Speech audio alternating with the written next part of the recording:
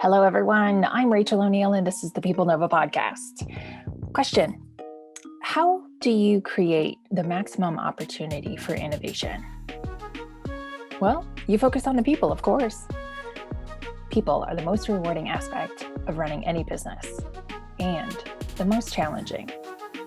There's no script when it comes to people or scaling a venture. There's no correct answer. We all make decisions with imperfect information. We are all improvising as life unfolds before us, especially in the day and age of Corona. Let's listen into our improvised conversation with Kevin Oye as we chat about innovation, entrepreneurship, and leadership. Hello, everyone, and welcome back to the PeopleNova Podcast. My name is Rachel O'Neill, and today I am here with a very special guest. Hey, Kevin. Hi, Rachel. How are you? Just peachy. Kevin, do us a favor. Can you introduce yourself for our audience? Oh, sure. Yeah. So I'm actually at Tufts University, where Rachel also teaches. I just started teaching at Tufts 5 years ago after spending about 35 years in the high-tech industry. And I have the joy of working with both undergraduate and graduate students around the topics of innovation, entrepreneurship, and leadership. So what more could you be doing with your day to be hopeful about the future than working with students and helping them and empowering them and helping them discover within themselves those skills that will allow them to step out in the world and make it a better place. So it's a joy to be working with people like Rachel at the Gordon Institute, which is the formal name for the Institute. But the absolute joy comes from working with all the students that we're able to touch every day. Yeah, it really is. Kevin, I have been so impressed with your leadership. I was a new Tufts faculty, never taught before, and came into the group and taught for the first time spring 2020. As the pandemic launched and everyone shifted online, and I had to. I appreciate my students, and I'll try not to call them kids. I appreciate my students. I find myself slipping into that all the time. Young adults. That sounds also weird, but right. And like here I am as a first-time instructor, figuring it out, like trying to support their learning. But I really do admire your leadership because you set an amazing tone for all of the faculty in TGI that were figuring out how to do online learning for the first time. Those are very kind words, Rachel. And I wish I could tell you that it's part of a formal script and I know what I'm doing every day, but I don't. So we're fortunate at TGI, as you probably know, that everyone who teaches at TGI is an industry practitioner. That's one of our value propositions, that we only put in front of our students people who actually have real world experience. Because when you're learning things like leadership or things like the way that we teach, it's more like a profession and an art than an absolute science. And so having people who are practitioners, who have lived through the fog of the real world, lived through the ambiguity of making decisions with imperfect information, all of that, it's so important to have it coming from people who have actually lived the experiences. So while none of us may be professional teachers, in fact, I never taught before I came to Tufts 5 years ago either. But I knew that in the heart, everyone who's on our faculty cares about the students and cares about helping them transform themselves, because they themselves may have had a mentor, a teacher, or an experience somewhere in their lives where someone made a heavy transformative impression on them. And I'm willing to bet that when that happened, it wasn't because someone told you what to do. It's someone who gave you permission to be yourself. And so when the COVID situation hit, my gut was, every one of us, we may not have taught online before, but every one of us knows how to connect with students. That's what we do. That's what we crave. And so now we're just connecting with students across the digital means.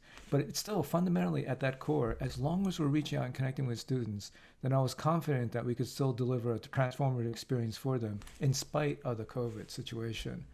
Kevin, I admire so much when you said, that you're not following a script.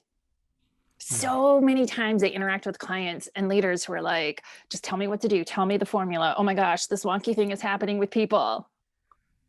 And you're like, I have no script. I'm like, yes, none of us do.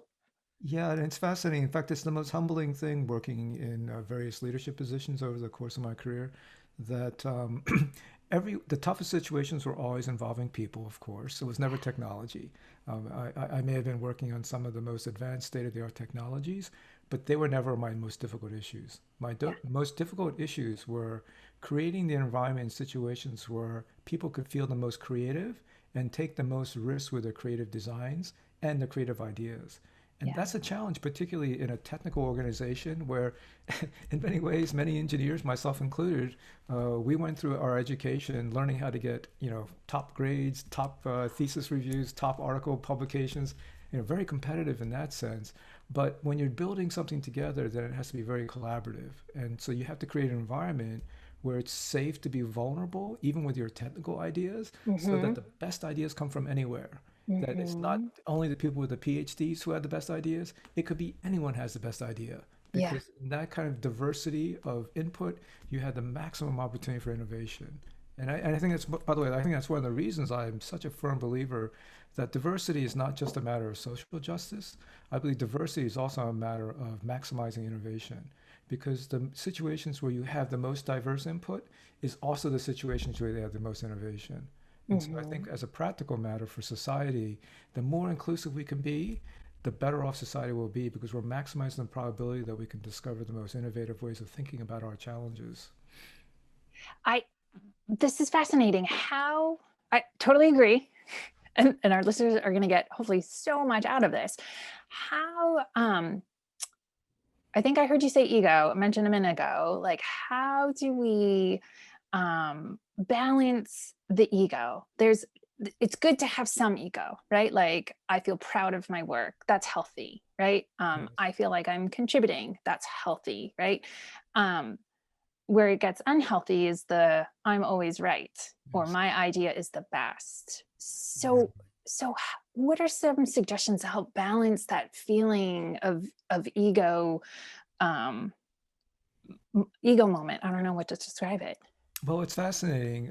You actually do want people who have that balance, because you want people who are confident in their ideas, so they'll defend their ideas, but vulnerable and humble enough to listen to someone else's. And I think part of the environmental issue that you're trying to create is a situation where a work group, it's safe to be vulnerable. In other words, if you create a work group where everyone is competing with each other, where you say, hey, look, I'm going to force rank you at the end of the year, no ties, and I'm going to assign the raise money based on that. Do you think that'll engender cooperation or competition? Clearly competition, because Mm-hmm. people will sit there and say, I know that, my extra dollar for my daughter or son at home is going to come from, Sally, right? Yeah. Because I'm going to get, and so it creates this bizarre, tension in an organization when you do that. If instead you turn around and you say to the group, we have this challenge. We have the challenge of delivering to this customer, solving this problem by this date. And if we do it, we're going to get a major significant order for our company, which will boost our overall success as a business, which, if you're a public company, will impact your stock price and we'll all participate, blah, blah, blah. In other words, it's a shared objective that comes from being trusting each other and being vulnerable. There is something absolute, though. It is a little bit of a meritocracy, or a lot of a meritocracy, in the sense that people with the good ideas are listened to. People whose ideas are not so good tend to drift to the side. That Yeah. but to me, then the management challenge then becomes, so where is a good role where they can still fit into the organization, where their ideas can contribute, can still have impact? And to me, it's one of the things I've learned over the years is it's not that one part of the organization is more important or less important than the other. It's matching people's skills and intuitions with the part of the function or the organization that matches them best. Some people are absolute stellar at getting in front of the customer and really understanding their needs and being able Yeah. to sell and pitch. Yeah. There are other people who are much better at, in the background, figuring out what the heck, how can I solve this problem that they have using the technologies I'm aware, blah, blah, blah. They're very different people. Yes. You need both, right? Yeah. But it would be a mistake to take the salesperson and stick them in the lab. It would be a mistake to take the lab person and stick them with the customer. And so I think part of the overall management challenge, per se, is to really also help people discover what they're really best at and matching them to the situation. Yeah, I like to call this, so I use strengths profile a lot in my coaching. And I use the metaphor of a fish and a bunny rabbit, for lack of better, like, yeah, there we go, right? Like, and to your example, if you have a fish on your team and you try and coach them on how to jump on land, it's not going to be successful. Exactly. Yeah. So how as a leader do you kind of suss out and be like, oh, you know, what are the strengths of my team? Do I have a fish? Do I have a bunny rabbit? Yeah, you know, Rachel, that's also an excellent question because I'm also don't think I'm smart enough to actually know. Because I often find that people, they may have a notion of, they may think that they're good at something, Ah, but may not realize they could be even better at something else. And to ah, me, part of I'm a big believer in self-discovery, that giving people the opportunity to discover within themselves a skill or capability. And so if I perceive or I sense that this person might be good at something, create an opportunity for them to try it out. So let's say I have a really super technical person working on a team, but I find that this person is incredibly good at explaining complex topics. And I'd say, you know, Sally would be really good in investor relations because we're constantly struggling to explain to our investors what the heck we do, right? And she has a way with words and where she's able to take this complex concept and translate it into language that an investor can understand. And it's not because the investor is not capable, it's that they don't have the background and depth of background. Their world right, is in finance, so it's right. not better or worse, it's just different. And so people who can make that translation are really, really, really critical in a communication domain. So Sally may have grown up in a world where she was rewarded for having deep technology knowledge, you know, making technical contributions. It may never have occurred to her that she may be excellent in investor relations. But you give her an opportunity to say, hey, we got some investors coming in. You want to help pitch, you know, to them what we're doing and explain to them what we're doing. Does it, gets positive feedback, discovers that she actually enjoys explaining things to people, that there's a certain joy to being able to take a complex topic and really help someone understand it. And it's not sales, it's understanding, right? And Yeah. so that's kind of a cool way to think about communication. And maybe then she has a choice. She can decide to move or not move. But once again, by giving her the opportunity to discover something more about herself, I hope that gives her the ability then to take a broader view about her career path through life. Totally agree. You're like scripting my podcast for me, the human side of business. I love this. Sometimes I have run into leaders um, that weren't so good at it, right? And so a minute ago, you're like, yeah, you might self-identify that way, but I also see leaders who are a little bit more do we dare say micromanaging?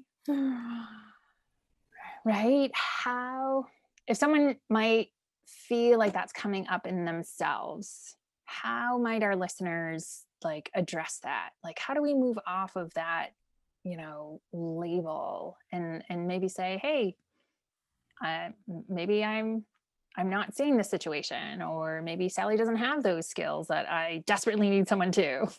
So, Yeah, that's a challenge because what I find is oftentimes I shouldn't make such broad generalizations, but many micromanagers I've worked with, they're micromanagers because they care deeply about the results of the organization. They care deeply about their people, but the trick is they care so much that they're afraid to let their people make a mistake.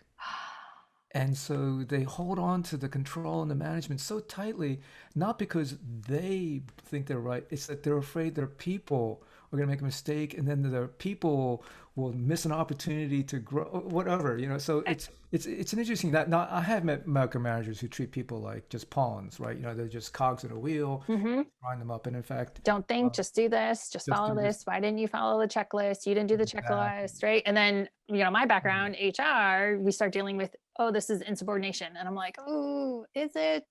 Yeah. Like, In fact, the first time I visited a manufacturing plant, and this is probably in the 1980s. So this is a while back. And so yeah, there's a clear divide between union manufacturing floor workers and, you know, R&D people from, you know, in yeah. my case, Bell Laboratories.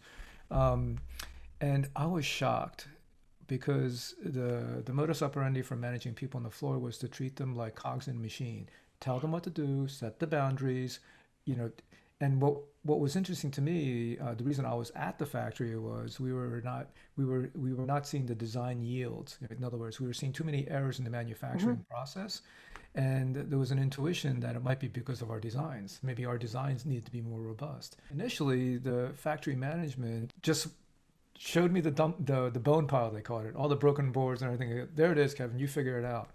But what I found the most valuable thing to do was to sit down with the people who are actually in the manufacturing lines themselves and ask them, what did they think was wrong? They could diagnose the problem, and it was just beautiful to listen to them.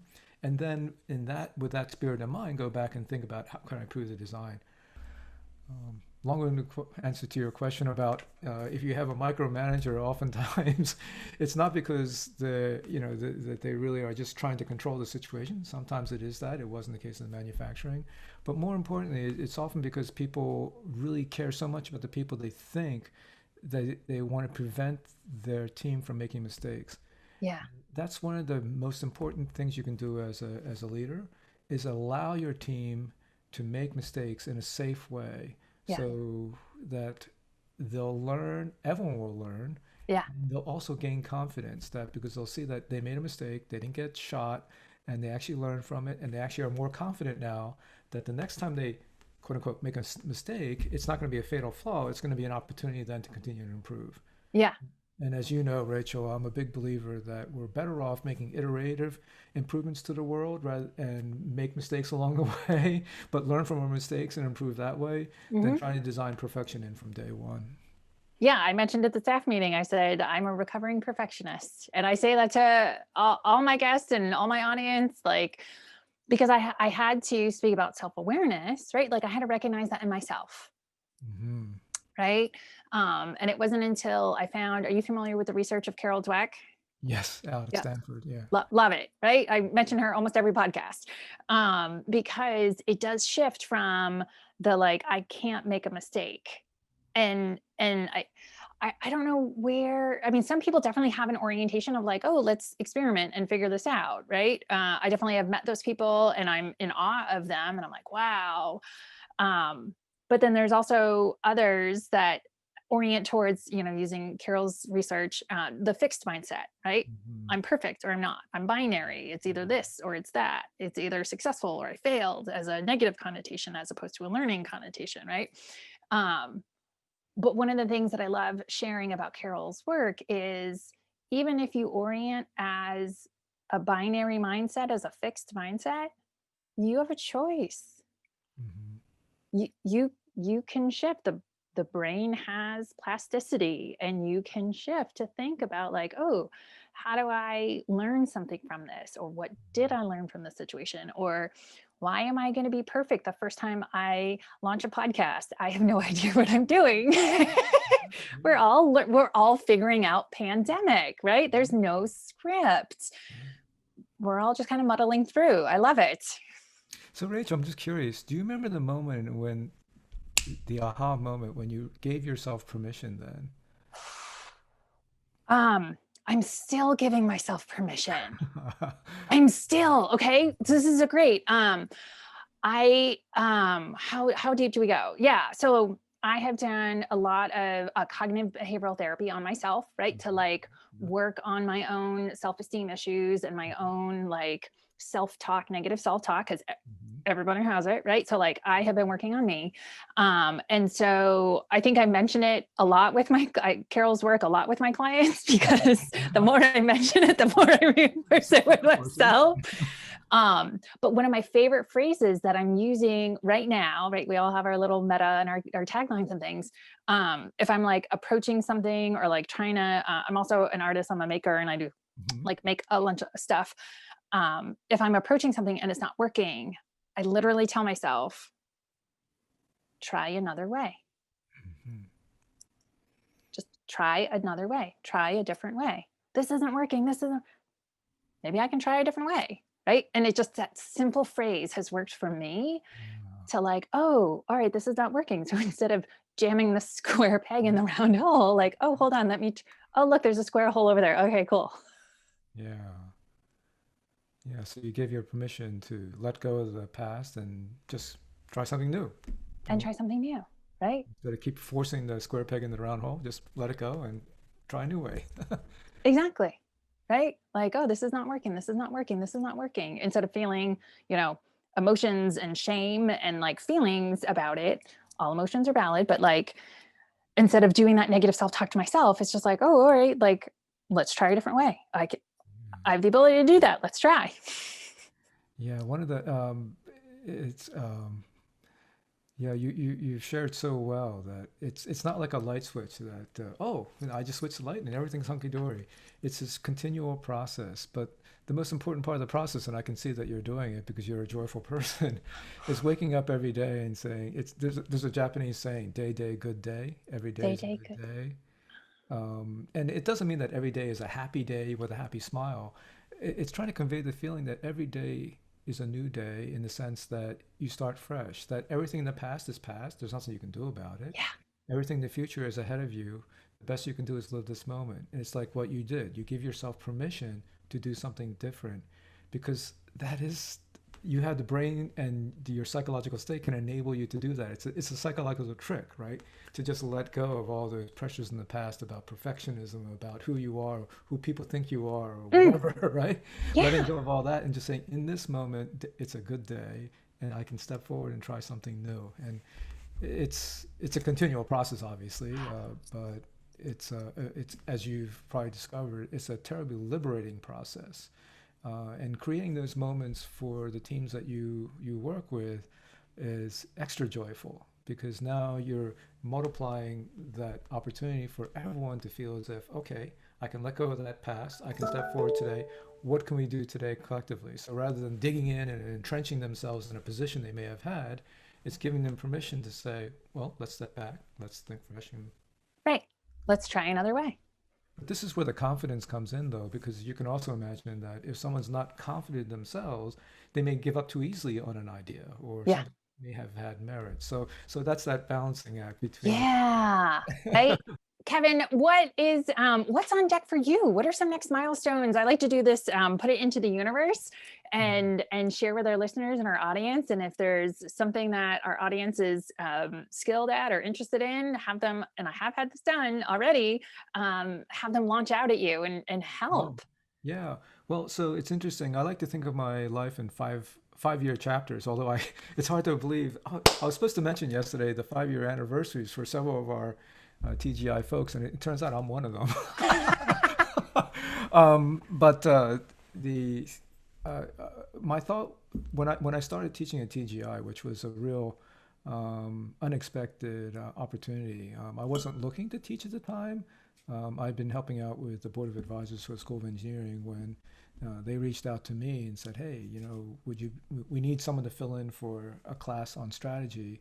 One of our faculty members became unexpectedly ill, and we need Mhm. to fill it fast. Would you be willing to do it? And I said, "Well, you know, I've never talked before, but I've always been curious." So, and that's how I got started.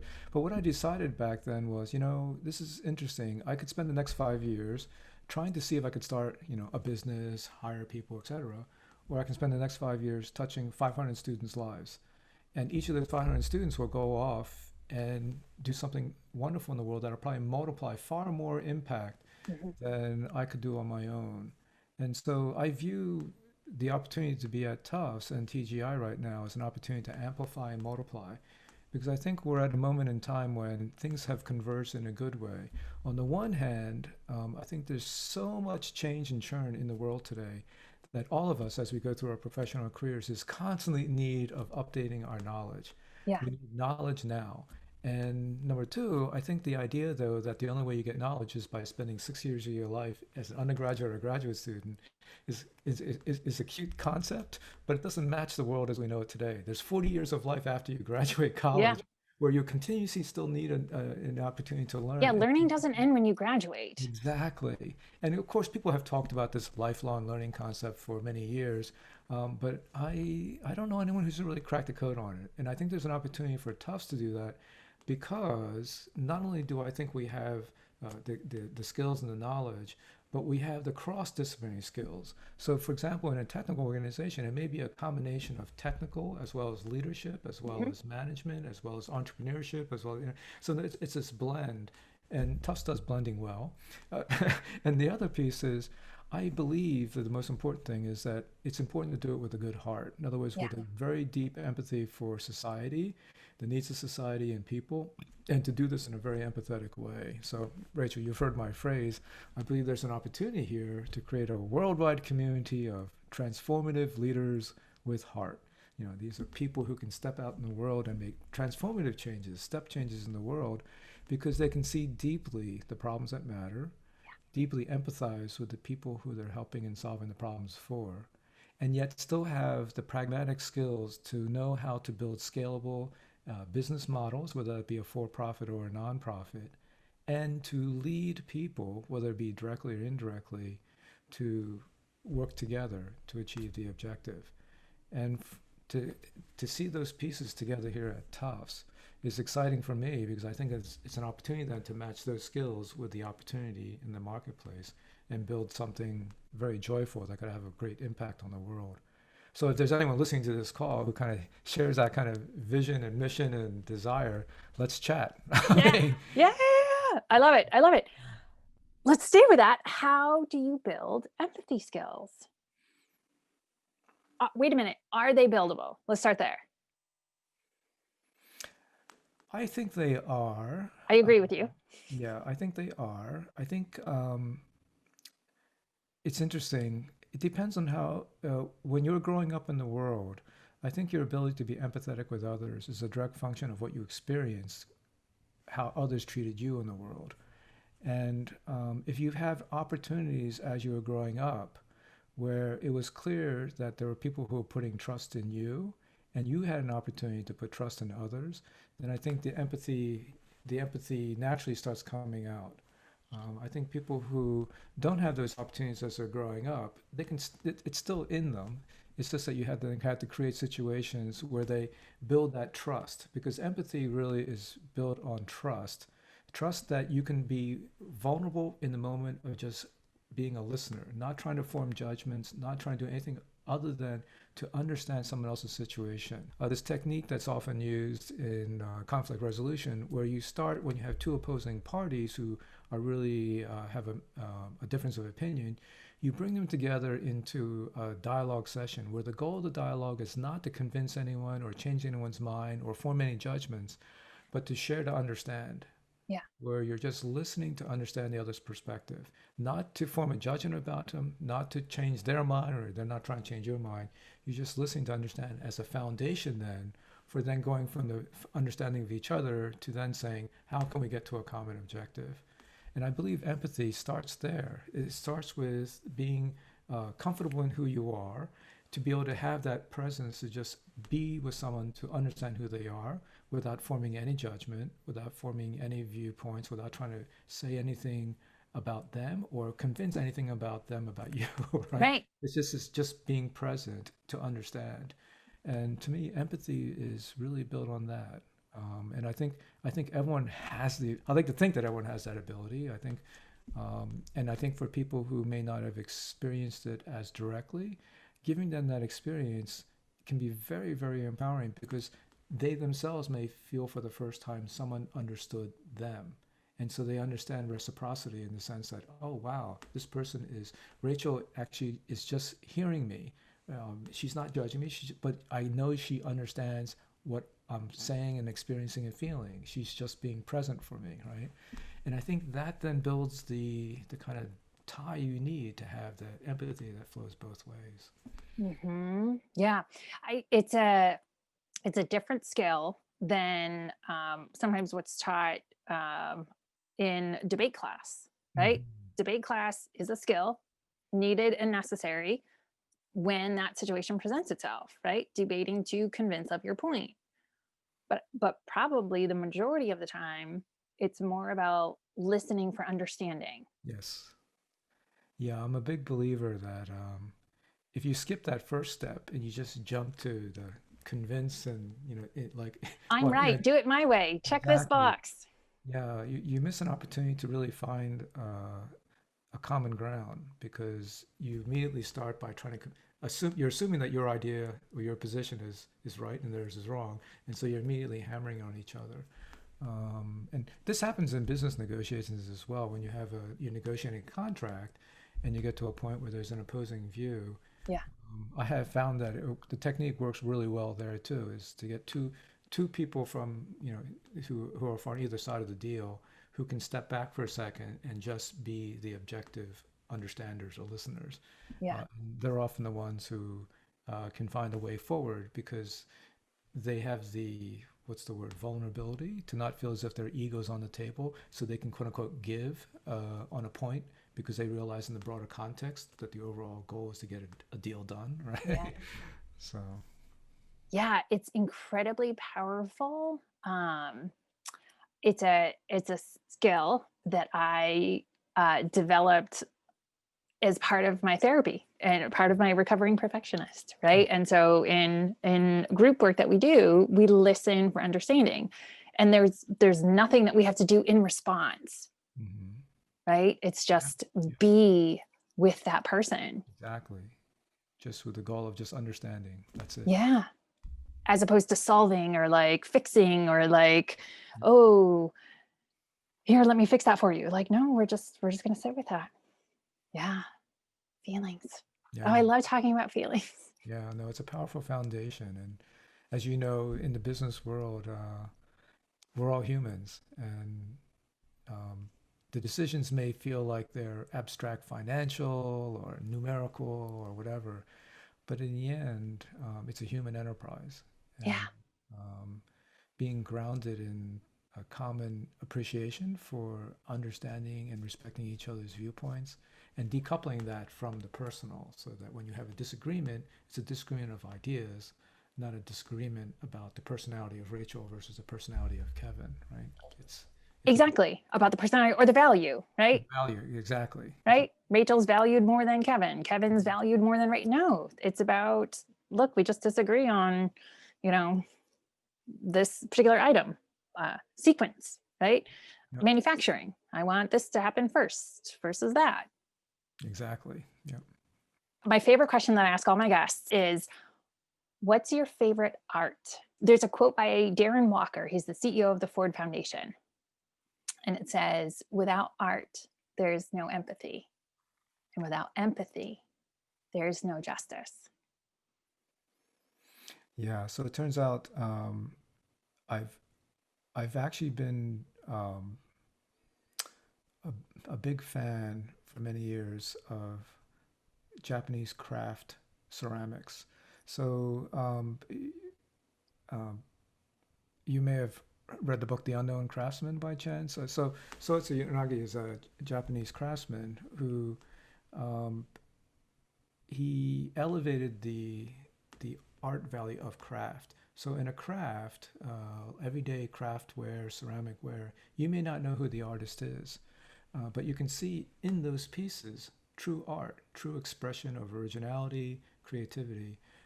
But the amazing thing about the craft is it's has a practical value. In other words, the person who made the vessel, the bowl, whatever, made it for utility, for use, but wanted to imbue it with a certain beauty, a certain feeling, a certain passion.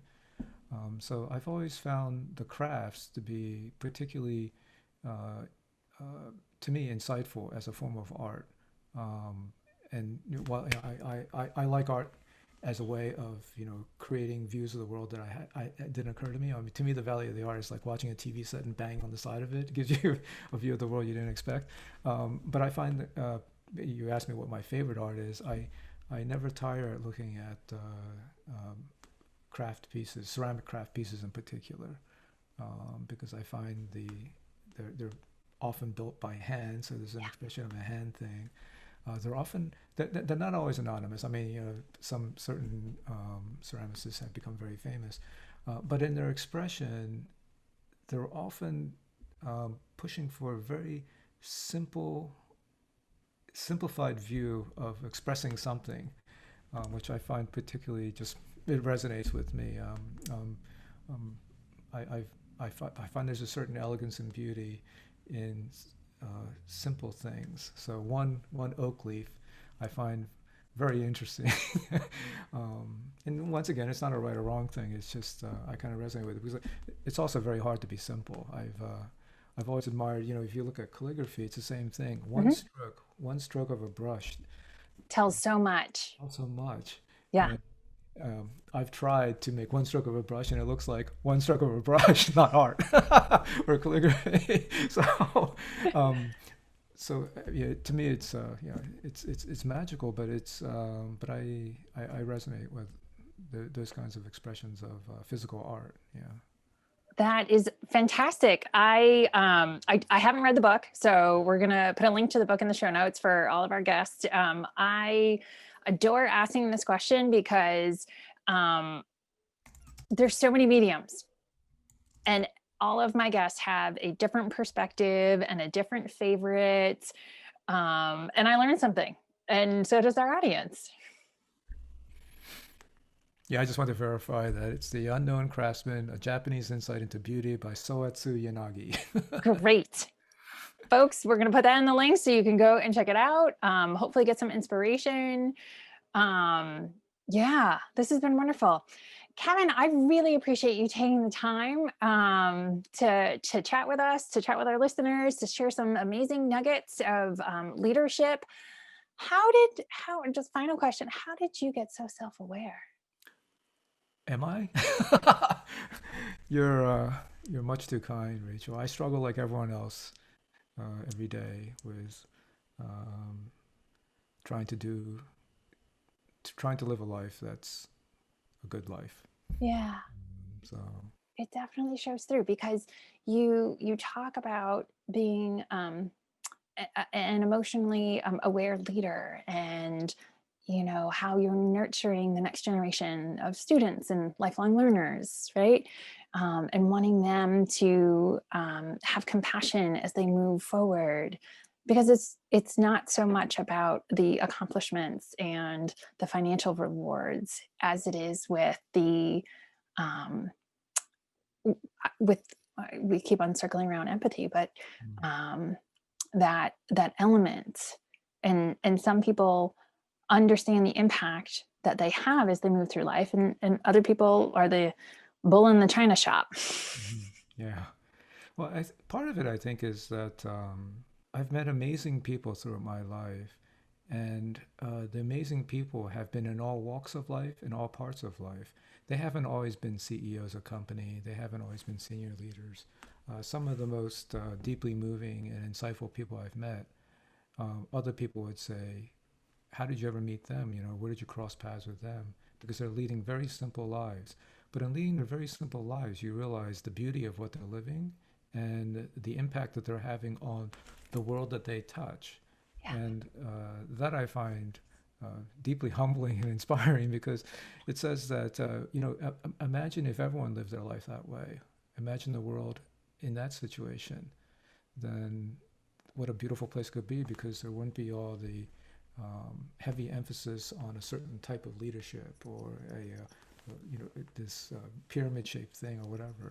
It's really more of a sense of community, a shared community, and so I find that very inspiring. And if in any way, shape, or form, we can enable all of our students to feel that they can have that impact on the world. The impact they can have can be on one, two, five. It's the aspiration isn't on the number of people you have impact on. It's that the quality of the impact that they have with each other is Nice. genuine, based on empathy, based on a deep respect for each other, and based on originality, that the Yeah. originality of their own mind. Um, and that would be a cool thing. Yeah, sometimes society, I'll do a society generalization, we get distracted with the likes and the like, I have 1,000 followers, and it's like,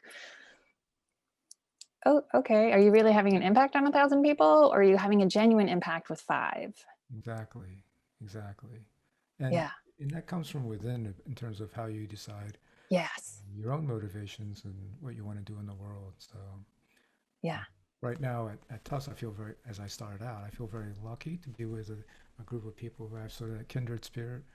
Um, but it, it's even more exciting to think that if all of us collectively can light that spark in each of our students, so that they step out in the world with a similar view, then we'll have done our job to make this a better world.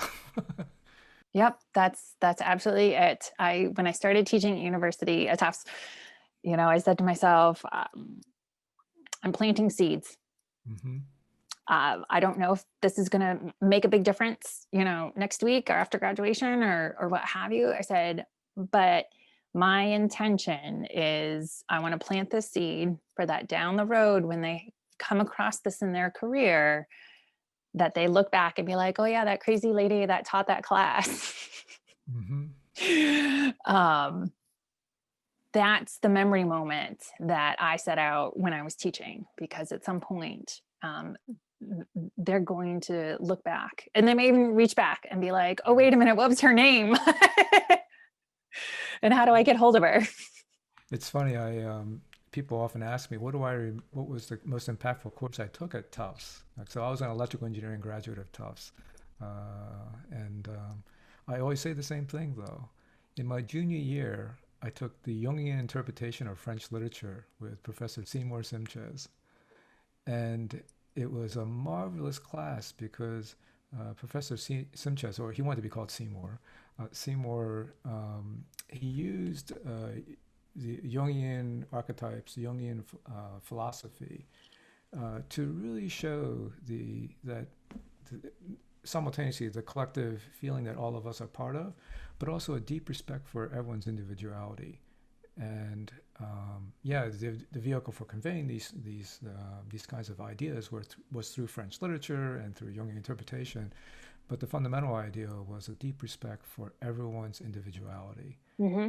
And that stuck with me because in that class we had people who were from the museum school, people who were economists, I was one of the few engineers in the class, but you could see that our commonality, in spite of the fact that we were in different majors, different schools, all that, and understanding that commonality of perspective, I thought was number one, a beautiful thing, but two, an empowering thing, because it's the same bedrock of deep respect for everyone as an individual, and that it creates that the more diversity that you bring into any situation, the richer the experience, and as a result of that, the richer the results. And it started with that course in Jungian interpretation of French literature with Professor Seymour Simches, which some electrical engineer decided to take. Okay, that's a lesson to all the university students. Take some random electives and you will learn something outside your core. I think that's great, because what I'm hearing from that is you can be an individual and still be part of a community. Yes. You don't lose your DNA, your identity, but yet you recognize there's this collectiveness of, this is my superpower. I'm a great fish. Oh, okay. Or whatever, right? To bring it back to like, this is what I'm good at, and there are other people in the community that are good at other things, and we can coexist. Exactly. So I don't lose my identity. I don't lose my specialness, right? Because we are very unique DNA structures. Exactly. Yeah. And our leadership style and how we move through life is very different and very unique. But we can still have humanity for the others that we interact with, right? Either on a micro space or on a company, right? Organization culture space. And it ties back to having the empathy, the ability to neutrally see people with no judgment, and understand that there's this commonality. And so we may have these differences at some level, but if you keep coming back and recognizing and appreciating that we also have a commonality, that helps move the world. It does. It absolutely does. Kevin, I have kept you way too long. I so appreciate you sharing all of these nuggets, these very deep and thoughtful things. Hopefully our listeners get something from it as well. Oh, thank you, Rachel. I hope it was helpful. I think so. I think so, definitely. Thank you for joining us on the PeopleNova Podcast. My name is Rachel O'Neill. The team here at PeopleNova Human Capital would love to hear from you. We are always curious to hear from our listeners. So go ahead and send us an email, podcast@peoplenovahc.com, with your workplace questions or suggestions for who you'd like to see on our show. If you send us an audio memo, we may include your question on the show. Lastly, we are here to amplify. Our guests are amazing entrepreneurs, and we want you to forward our newsletter to someone in your network who needs to know the amazing things our guests are doing, so together we can make an impact. Thank you so much. Take care, and we will see you next time.